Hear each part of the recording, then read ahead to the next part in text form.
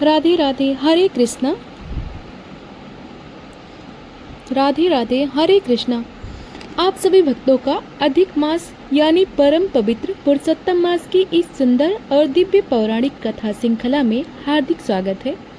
भक्तों, हमें पूरी आशा है कि आप पूर्ण श्रद्धा, नियम और मनोभाव के साथ इस दुर्लभ पुरुषोत्तम मास के व्रत का पालन कर रहे होंगे, अपने संकल्पों को पूरी निष्ठा के साथ संपन्न कर रहे होंगे। इस पवित्र महीने का हमारा और आपका यही संकल्प है कि हम प्रतिदिन इस अधिक मास की महात्म्य कथाएं का श्रवण करें, क्योंकि इस मास में किया गया थोड़ा सा भी जप, तप और कथा श्रवण हमें भगवान श्री कृष्ण की असीम कृपा का पात्र बनाता है। आइए हमारे इस पुरुषोत्तम मास कथा श्रृंखला को आगे बढ़ाते हैं और सुनते हैं आज का 10वां अध्याय। कथा को अंत तक पूरा सुनिएगा, क्योंकि आज की कथा में ऋषि दुर्वासा एक ऐसा गुप्त रहस्य बताने जा रहे हैं जो आपके जीवन के सारे कष्टों को मिटा सकता है। तो चलिए आज की कथा का शुभारंभ करते हैं। ऋषि दुर्वासा उस ब्राह्मण कन्या से कहते हैं, हे सुंदरी, हे सुभगे, अब मैं तुम्हें एक अत्यंत गुप्त और रहस्यमय बात सुना रहा हूँ। इसे तुम बहुत ध्यान से सुनो। आज से ठीक तीसरे महीने में वह परम पावन पुरुषोत्तम मास अधिक मास आने वाला है। यह महीना साक्षात भगवान श्री हरि का स्वरूप है। महर्षि दुर्वासा आगे कहते हैं कि हे बाले, इस मास के अंदर किसी भी पवित्र तीर्थ में जाकर मात्र स्नान करने से मनुष्य बाल हत्या जैसे घोर और भयंकर पापों के दोष से भी मुक्त हो जाता है। हे सुंदरी, इस संसार में जितने भी पवित्र महीने हैं, जैसे कार्तिक, माघ या बैसाख, वे सभी महीने, पक्ष और पर्व आदि इस पुरुषोत्तम मास की 16वीं कला के बराबर भी नहीं है। वेद और शास्त्रों के जितने भी साधन हैं, वे इस मास की महिमा की समानता कभी नहीं कर सकते। महर्षि दुर्वासा इस मास की महिमा का एक अद्भुत प्रमाण देते हुए कहते हैं, ध्यान से सुनो कन्या।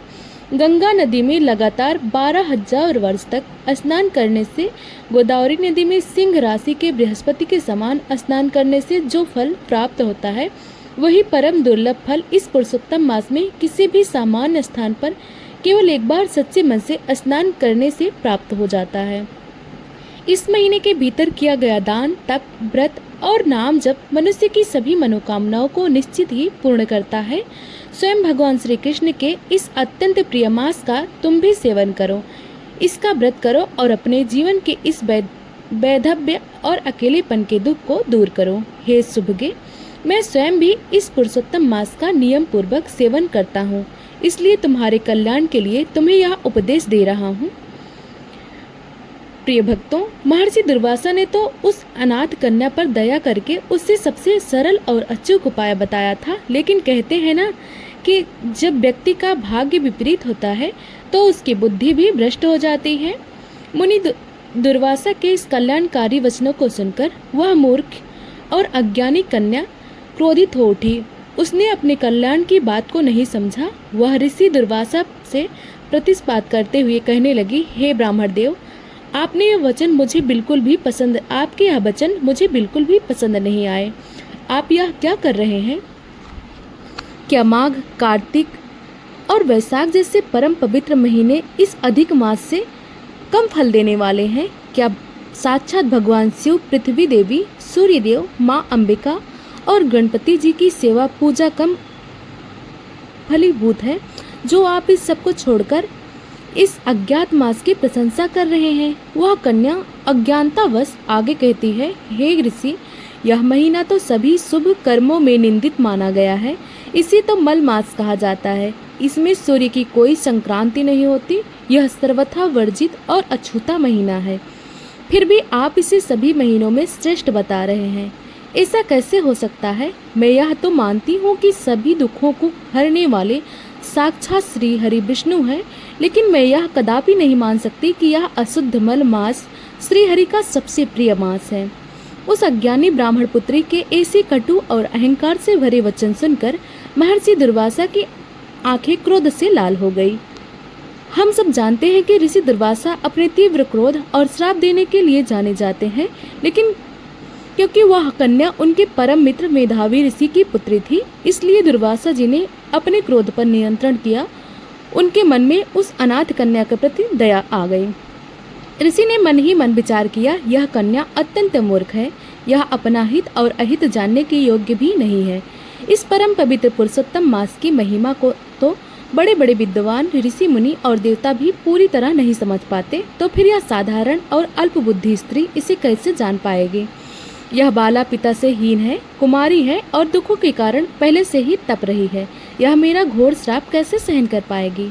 ऐसा विचार करके महर्षि दुर्वासा ने अपने क्रोध को शांत किया और गंभीर वाणी में कहा, हे बाले, तुम मेरे प्रिय मित्र की पुत्री हो, केवल इसी कारण से मैं तुम्हें पर क्रोध नहीं कर पा रहा हूँ और तुम्हें श्राप नहीं दे पा रहा हूँ।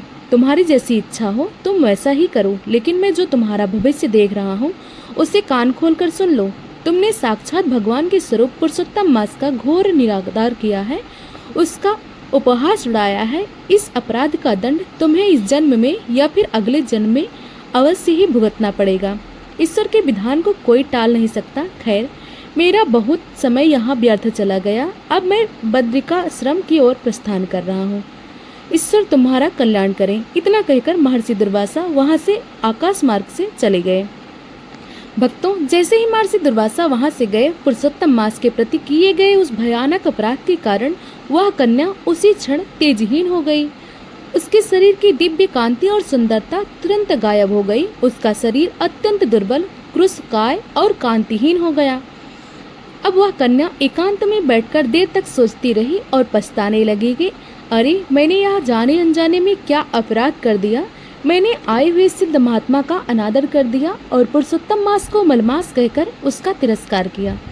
परंतु उसकी बुद्धि अब भी पूरी तरह शुद्ध नहीं हुई।